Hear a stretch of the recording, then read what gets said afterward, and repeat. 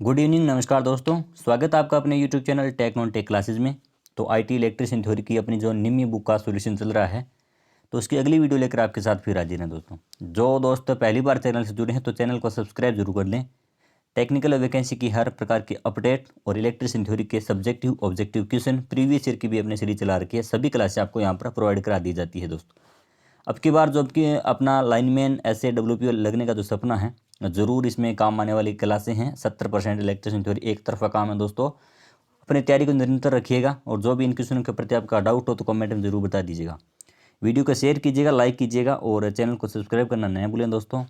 बहुत अच्छे से क्वेश्चन जीरो से लेकर हीरो तक के लेवल आपको यहाँ पर मिलने वाले हैं। और पीछे की प्लेलिस्ट बनी हुई है, निम्मी बुक का अलग बनी हुई है और प्रीवियस ईयर यानी 10,000 प्लस क्वेश्चन उसमें चल रहे हैं अपने, वो भी बनी हुई है। हर रोज़ आपको वीडियो प्रोवाइड करा दी जाती है दोस्तों। बोर्ड पर भी क्लासें करवाई जाएगी, तो चैनल से बने रहिएगा, जुड़े रहिएगा और सब्सक्राइब कर लीजिएगा। 21 नंबर क्वेश्चन यानी पीछे के हमने 20 के क्वेश्चन पिछली वीडियो में कर लिए थे, उनको भी जरूर देखना।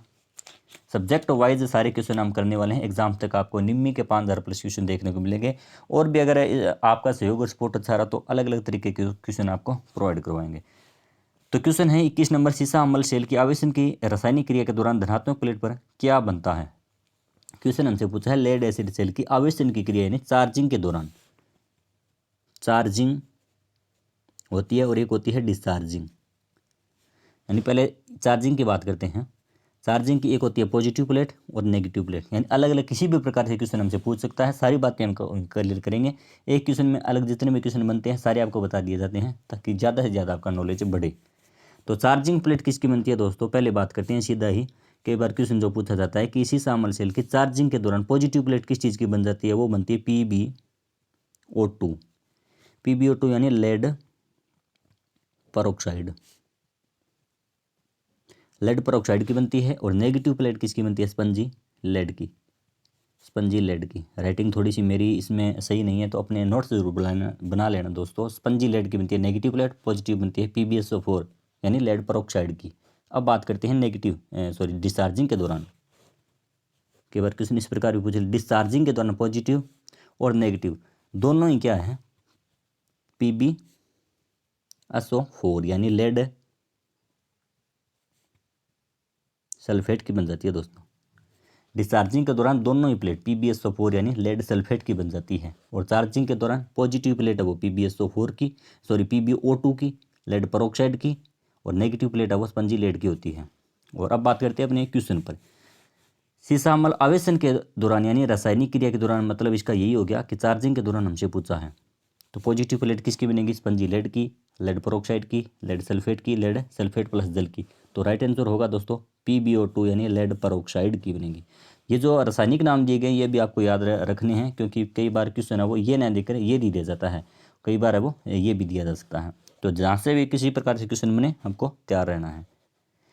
अब की बार है हरियाणा वाले दोस्तों के साथ, जो आपको बता दूं इलेक्ट्रिशियन थ्योरी की क्लासें हैं वो आपको निःशुल्क यहाँ पर करवाई जाएगी। 70% पूरा कोर्स यहाँ पर करवाया जाएगा दोस्तों।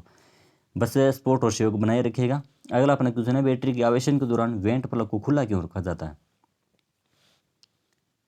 तो गैसों को बाहर निकालने हेतु, इसमें शायद हाँ 3 ही ऑप्शन अभी। तो गैसों को बाहर निकालने हेतु, या ऑक्सीजन को अंदर आने देने हेतु, या विद्युत अपघट्य का स्तर जांचने हेतु। यानी वेंट प्लग खुले रखने का कारण होता है दोस्तों गैसों को स्वतंत्रता पूर्वक है वो बाहर निकालने हेतु। इसका राइट आंसर क्या होगा, ए अपना ऑप्शन रखा जाता है। और इसके दौरान यानी चार्जिंग के दौरान कौन सी गैस निकलती है बैटरी में से, ये क्वेश्चन आया हुआ है दोस्तों परीक्षा में। तो चार्जिंग के दौरान कौन सी गैस बाहर निकलती है, तो वो होती है हाइड्रोजन गैस। हाइड्रोजन गैस है वो बाहर निकलती है दोस्तों बुलबुलों के रूप में। राइट आंसर इसका अपने इस क्वेश्चन का रहेगा ए। और अगर पूछे कि कौन सी गैस बाहर निकलती है चार्जिंग के दौरान, तो हाइड्रोजन इसका राइट आंसर होने वाला है। और ऊपर जो अपना चौथा ऑप्शन दिया था वो यहाँ पर मिलेगा दोस्तों, प्लेटों का रंग बदलना, ये अलग ही था। राइट आंसर हमने वहाँ पर बात कर ली थी। अगला अपना क्वेश्चन है कौन सी विधि में बैटरी को कम धारा पर लंबे समय तक आवेशित है वो किया जाता है। कौन सी विधि है वो, दिष्टकारी विधि, ट्रिकल आवेशन विधि, नियत धारा विधि, या नियत विभव विधि। तो राइट आंसर की बात करें दोस्तों कि बैटरी को लंबे समय पर कम धारा पर चार्ज करने के लिए ट्रिकल चार्जिंग विधि का प्रयोग किया जाता है। और ट्रिकल चार्जिंग विधि कौन सी होती है दोस्तों, यानी ट्रिकल चार्जिंग विधि में नियत धारा का 2 से 3% ही धारा का मान मिलता है बैटरी को लंबे समय तक। कम मान की धारा कितनी, 2 से 3% ही। धारा दी जाती है ट्रिकल चार्जिंग के दौरान। और अगर बात करें कि चौथा अपना ऑप्शन है कांस्टेंट पोटेंशियल मेथड या नियत विभव विधि है, किस में प्रयोग की जाती है? गाड़ियों में, यानी डायनमो विधि के द्वारा या डायनमो के माध्यम से जो बैटरी चार्ज करते हैं उसमें नियत विभव विधि का प्रयोग करते हैं। और दिष्टकारी विधि रेक्टिफायर, यानी जो ये अपने मोबाइलों में मोबाइल की जो चार्जिंग होती है, यानी जो अपना चार्जर लगा होता है उसमें कौन से एक परिपथ बना होता है उसको रेक्टिफायर बोलते हैं। ट्रिकल से नियत धारा विधि कौन सी होती है दोस्तों? अगर बात करें क्वेश्चन इस प्रकार कई बार पूछा गया है, नियत धारा विधि। नियत धारा विधि में प्रारंभिक धारा का, यानी प्रारंभिक धारा है वो मुख्य धारा का कितने प्रतिशत, यानी कितने प्रतिशत धारा दी जाती है नियत धारा चार्जिंग के दौरान? धारा कितनी दी जाती है? प्रारंभिक धारा मुख्य धारा का कितनी होती है? तो इसका राइट आंसर होगा 1/10 गुणा धारा। यानी बैटरी को जब नियत धारा विधि से हम चार्ज करते हैं तो प्रारंभिक धारा को हम मुख्य धारा का 1/10 रखते हैं, यानी 10 में से 1 भाग शुरुआत में देते हैं। इसका राइट आंसर ये होता है। ओके, बार परीक्षा में आया हुआ क्वेश्चन है दोस्तों ये। अगला अपना क्वेश्चन है कि सीसा अम्ल बैटरी में कठोर सल्फेशन को कैसे जाना जाता है? हार्ड सल्फेशन की यहाँ पर बात की है। तो राइट आंसर इसका रहेगा दोस्तों सीसा अम्ल बैटरी में। क्वेश्चन अब आपको पूरा दिखाई देगा दोस्तों।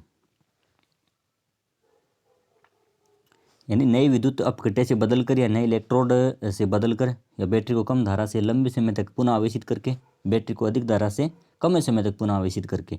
तो सल्फेशन दोष होता है दोस्तों हार्ड सल्फेशन। बैटरी को कम धारा से लंबे समय तक पुनः आवेशित जब करेंगे तो बैटरी में जो हार्ड सल्फेशन दोष होता है उसको हम दूर कर सकते हैं। ये हमसे क्वेश्चन पूछा है दोस्तों। नई विद्युत अपघट्य से बदलकर ये सेडिमेंटेशन दोष के दौरान किया जाता है दोस्तों, क्योंकि वहाँ पर वो इलेक्ट्रोलाइट खराब हो जाता है और नया इलेक्ट्रोलाइट वहाँ पर डाला जाता है। और हार्ड सल्फेशन दोष को दूर करने के लिए ट्रिकल चार्जिंग विधि बनाई जाती है। बैटरी को कम धारा, यानी पिछले क्वेश्चन में हमने बात की थी 2 से 3% धारा लंबे समय तक बैटरी को प्रदान की जाती है, नियत मान की धारा। इसका राइट आंसर रहने वाला है अपना सी ऑप्शन। और अगला अपना क्वेश्चन है कि सिल्वर ऑक्साइड बैटरी में कौन सा पदार्थ है वो कैथोड नेगेटिव की तरह है? नेगेटिव इलेक्ट्रोड किसका बना होता है? ये हमसे पूछा गया है सिल्वर ऑक्साइड बैटरी में।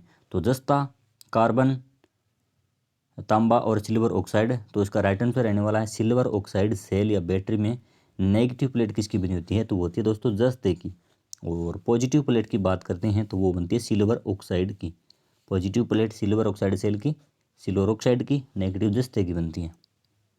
अगला अपना क्वेश्चन है कि चांदी का विद्युत और रासायनिक तुल्यांक कितना होता है दोस्तों? और अगर बात करें एक सारे क्वेश्चन में आपको यहाँ पर है थोड़े से 5-7 अपने जो बनते हैं सेलों के माध्यम से वो आपको बता देता हूँ दोस्तों। यानी एक हो गया जैसे पॉजिटिव प्लेट, एक होती है नेगेटिव प्लेट। और किसकी बनी होती है? मतलब यहाँ पर आने वाला है जस्ता, एक यहाँ पर भी जस्ता। पूरी बात एक बार समझ लेना, जस्ता। और यहाँ पर पॉजिटिव प्लेट यानी सेलों की बात करिए, यहाँ पर 3 सेल पहले कर लेते हैं। वोल्टेइक सेल होता है एक तो अपना वोल्टेइक सेल, और एक होता है डेनियल सेल। एक होता है डेनियल सेल, एक हो गया अपना लेक्लांची सेल।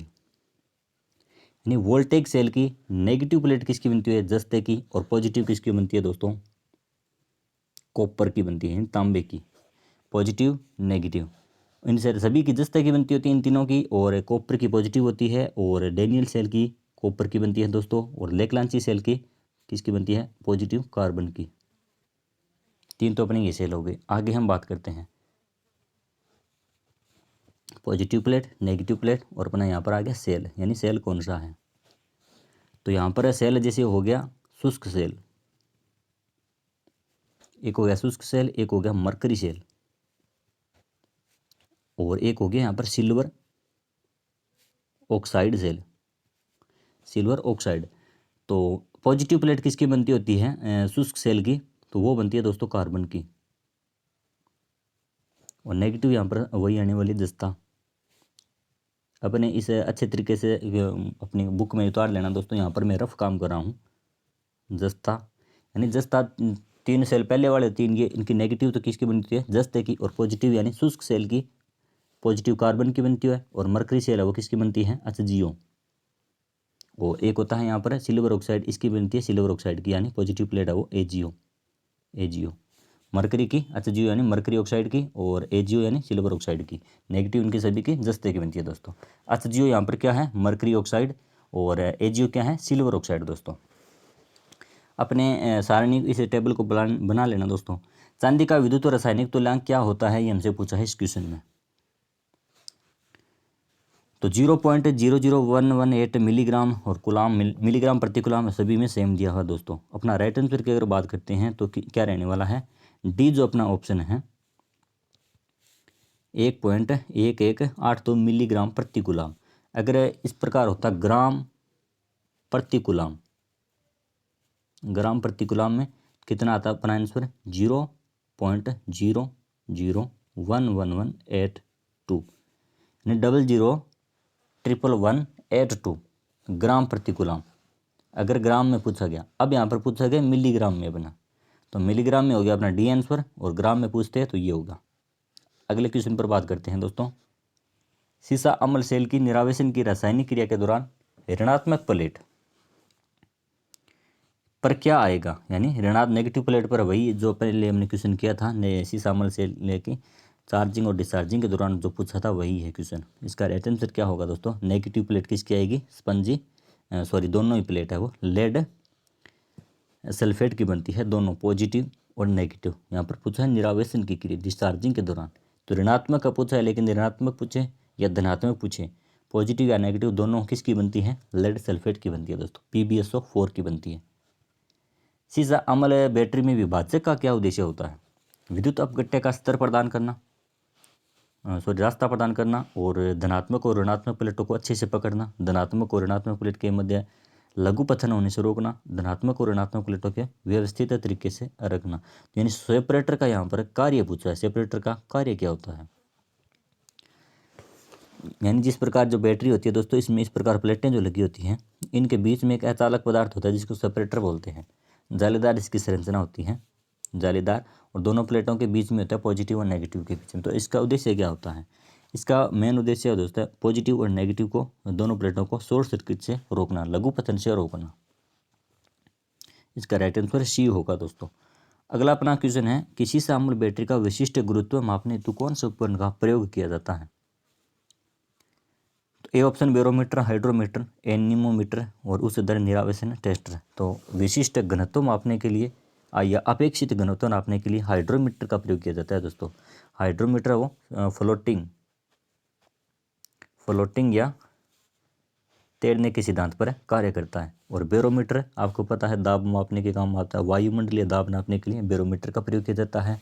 और उच्च दर निरावेशन टेस्टर यानी इसकी फुल शॉर्ट फॉर्म में क्वेश्चन पूछ लिया जाता है HRDT, high rate discharge tester है वो, इसका प्रयोग है वो वोल्टेज नापने के लिए किया जाता है सेलों में, वोल्टेज नापने के लिए HRDT का प्रयोग किया जाता है।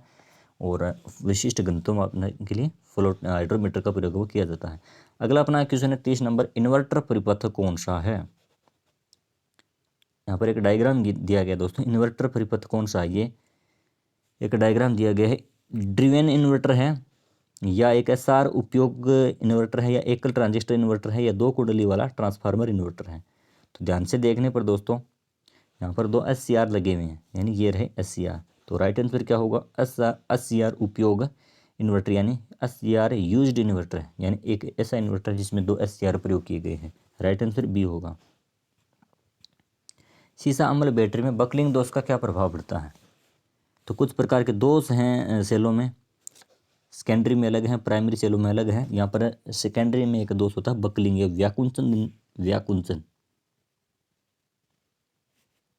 व्याकुंचन दोष भी इसका दूसरा नाम होता है। तो प्रभाव क्या पड़ता है इसके कारण, तो प्लेटें मुड़ जाती है, इलेक्ट्रोलाइट मुड़ जाते हैं, और विद्युत अपघट्य की शक्ति कम हो जाती है, या इलेक्ट्रोड मध्य शॉर्ट सर्किट हो जाता है, आंतरिक प्रतिरोध में वृद्धि हो जाती है। तो राइट आंसर आपका यही रहने वाला दोस्तों, इलेक्ट्रोडों का मुड़ जाना या प्लेटों का मुड़ जाना।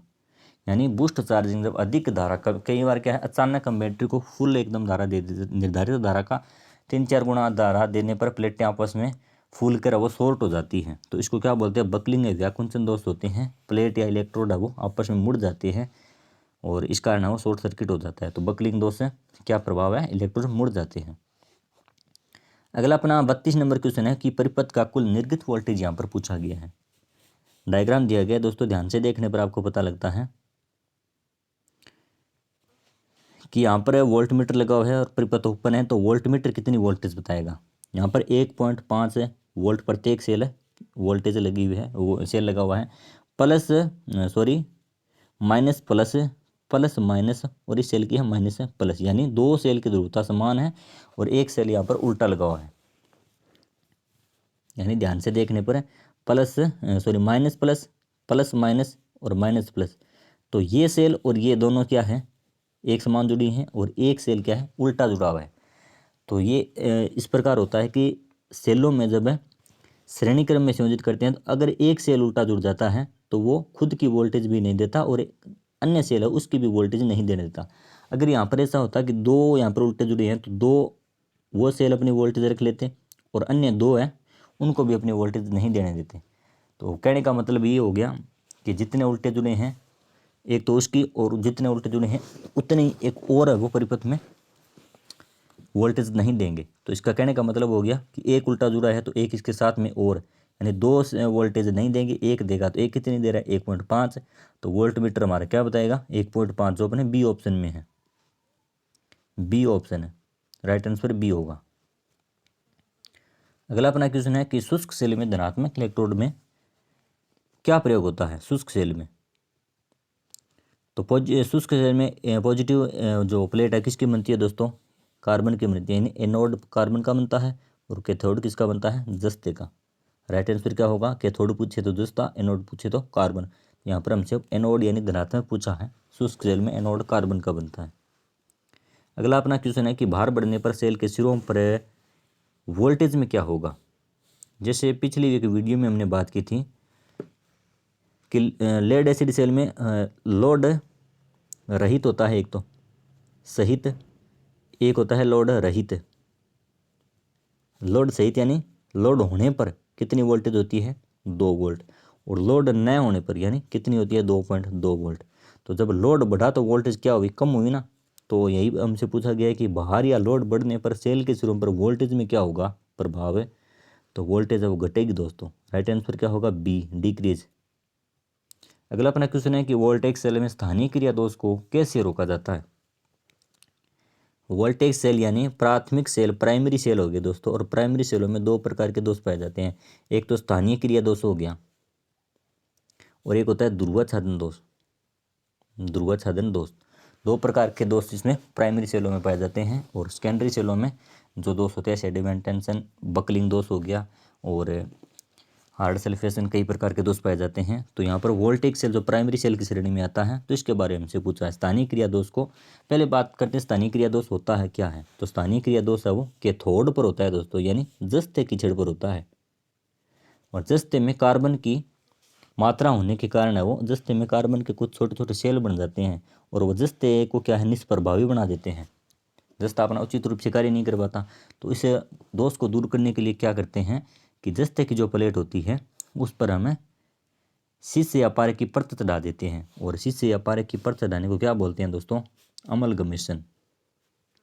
अमलगमेशन, अमलगमन करना, और जस्ते प्लेट का अमलगम करना, शीशे की जो परत चढ़ा दी जाती है जस्ते पर, इसको क्या बोलते हैं। इस प्रकार स्थानीय क्रिया दोष को दूर किया जाता है दोस्तों। अगला अपना क्वेश्चन है कि m बराबर जेड आई, यहाँ पर ये किस सूत्र है वो गलत लिखा हुआ है दोस्तों। m बराबर जेड आई टी, इस प्रकार होता है एकदम सही फॉर्मूला, जो इस निम्मी के बुक में गलत लिखा हुआ है। और हमसे क्वेश्चन पूछा गया कि जेड अक्सर किसे प्रदर्शित करता है। अगर इसके अनुसार हम बात करें तो जेड मतलब फॉर्मूला तो यहाँ पर जो दिया गया है वो ये आने वाला है, m बराबर जेड आई टी, और जेड हमसे पूछा है किसे इंगित करता है। हम सभी की बात कर लेते हैं। m क्या हो गया दोस्तों, हम द्रव्यमान, m द्रव्यमान हो गया, और z क्या हो गया, रासायनिक तुल्यांक, ECE, इलेक्ट्रोकेमिकल इक्विवेलेंट, इसकी फुल फॉर्म होती है इलेक्ट्रोकेमिकल इक्विवेलेंट, और I होगी धारा और T हो गया समय सेकंड में। तो m बराबर जेड आई टी, m द्रव्यमान हो गया, z विद्युत रासायनिक तुल्यांक हो गया, I यहाँ पर धारा हो गई और T यहाँ पर समय हो गया। अगला अपना क्वेश्चन है कि तांबे का विद्युत रासायनिक तुल्यांक क्या होता है दोस्तों। तो राइट आंसर आने वाला है इसका वही मिलीग्राम और ग्राम दोनों में दिया गया है। अगर पहले बात करते हैं राइट आंसर की, मिलीग्राम में जो दिया गया है 0.329 मिलीग्राम प्रति कूलाम। अगर यहाँ पर सीधा होता ग्राम प्रति कूलाम, ग्राम प्रति कूलाम, तो हमारा आंसर क्या होता 0.0003 बार जीरो आएगा दोस्तों पॉइंट के बाद में 329। यानी इस प्रकार इसका ग्राम प्रति कूलाम में कितना होता 0.000329। और यहाँ पर मिलीग्राम प्रति कूलाम में पूछा है तो 0.329 मिलीग्राम प्रति कूलाम आएगा। अगला अपना क्वेश्चन है, सीसा एसिड बैटरी में बकलिंग दोष का कारण कौन सा होता है। लेड एसिड सेल में बकलिंग दोष, जिस पर हमने पहले बात कर ली थी दोस्तों, क्यों होता है। अति आवेशन या अति निरावेशन, छोटी अवधि के लिए कम दर के साथ चार्ज और प्लेटों से गिरने वाली अवसाद, बैटरी को लंबे समय तक निरावेशित स्थिति में रखना। तो इसका राइट आंसर क्या होगा, छोटी अवधि के लिए नहीं दोस्तों, यहाँ पर सीसा बकलिंग दोष का कारण कौन सा है, अति आवेशन, यानी ये हो गया अति आवेशन। ओवर चार्जिंग, यानी लंबे समय तक बैटरी को चार्ज लगा कर रख दिया तो उसमें क्या हो गया, अति ओवर चार्जिंग के कारण प्लेटें फूल गई, शॉर्ट हो गई आपस में। बैटरी में वोल्टेज की चार्जिंग स्थिति की जांच करने के लिए किस उपकरण का उपयोग किया जाता है, वोल्टमीटर, मल्टीमीटर, हाइड्रोमीटर या उच्च दर निरावेशन टेस्टर। तो बैटरी वोल्टेज की जांच करने के लिए हम किसका प्रयोग करते हैं दोस्तों, चार्जिंग स्थिति की जांच करनी है हमें तो वोल्टमीटर और उच्च दर निरावेशन टेस्टर, यानी दोनों ही हम काम में ले सकते हैं दोस्तों। वोल्टमीटर का भी प्रयोग हम कर सकते हैं। राइट आंसर इसका मेरे हिसाब से ए और डी दोनों होने वाला है दोस्तों। सॉरी, यहाँ पर आएगा चार्जिंग स्थिति की जांच करनी है तो राइट आंसर आने वाला है दोस्तों हाइड्रोमीटर। हाइड्रोमीटर जो अपेक्षिक सिद्धांत के अपेक्षित यानी प्लवन या फ्लोटिंग के सिद्धांत पर कार्य करता है, तो हाइड्रोमीटर इसका राइट आंसर आने वाला, चार्जिंग स्थिति की जांच करनी है। और इलेक्ट्रोलाइसिस के दौरान कौन सा हिस्सा इलेक्ट्रॉन खो रहा होता है दोस्तों, इलेक्ट्रोलाइसिस प्रक्रिया कौन सी होगी, यानी रासायनिक प्रक्रिया। चार्जिंग के दौरान कौन सा हिस्सा इलेक्ट्रॉन खो रहा है, एक होता है पॉजिटिव, एक होता है नेगेटिव। तो पॉजिटिव आवेश को किसका होता है दोस्तों, धनात्मक होता है यानी पॉजिटिव, और नेगेटिव एन। तो जिसके पास इलेक्ट्रॉन की कमी होती है वो कौन सा होता है, पॉजिटिव होता है, और जिसके पास इलेक्ट्रॉन की अधिकता होती है वो नेगेटिव होता है। इलेक्ट्रॉन का आवेश क्या होता है दोस्तों, ऋणात्मक होता है, यानी इलेक्ट्रॉन का आवेश क्या होता है, ऋणात्मक होता है। तो इलेक्ट्रॉन खो रहा होता है यानी इलेक्ट्रॉन की कमी है किसके पास है तो वो होगा एनोड, यानी तभी तो वो पॉजिटिव आवेश रखता है क्योंकि उसके पास है इलेक्ट्रॉनों की कमी है। इलेक्ट्रॉनों का आवेश क्या होता है, ऋणात्मक। तो ऋण आवेश जिसके पास कम है और धनात्मक आवेश उसके पास ज़्यादा है तो वो होगा एनोड। और कैथोड होगा यानी नेगेटिव प्लेट है वो, उसके पास ऋण आवेश ज़्यादा है तो वो नेगेटिव होगा। तो राइट आंसर होगा बी ऑप्शन एनोड, यानी एनोड पर क्या होता है, इलेक्ट्रॉन है वो कम पाए जाते हैं। तो इसका राइट आंसर होगा। और आज के लिए इतना ही दोस्तों, अगले वीडियो में मिलते हैं, तब तक के लिए जय हिंद जय भारत।